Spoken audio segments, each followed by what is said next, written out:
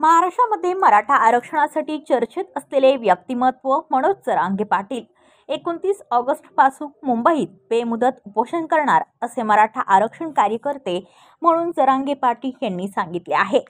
मनोज जरांगे पाटील हे मुंबईच्या बेमुदत आंदोलनासाठी आता ते मुंबईला रवाना झाले आहेत। लाखो समाज बांधव त्यांच्या आंदोलनात सहभागी होणार आहेत।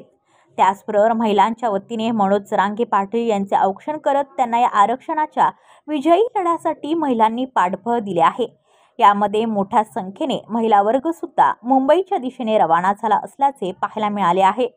सरकारच्या आव्हानाला न जुमानता 29 ऑगस्ट पासून मुंबईतील आझाद मैदानावर बेमुदत उपोषण सुरू होणार आहे। आम्ही शांततेत निषेध करू, कितीही वेळ लागला तरी आम्हाला मराठा समाजाला आरक्षण मिळेल। त्याचबरोबर त्यांनी असंही सांगितले आहे की गणेशोत्सवामुळे कोणतीही अडचण येणार नाही याची खात्री आम्ही घेणार आहोत। ब्युरो रिपोर्ट, पनवेल वार्ता न्यूज। आपल्या परिसरातील बातम्या आमच्यापर्यंत पोहोचवण्यासाठी स्क्रीनवर दिलेल्या क्रमांकावर संपर्क साधू शकता। दूरध्वनी क्रमांक 8652414343।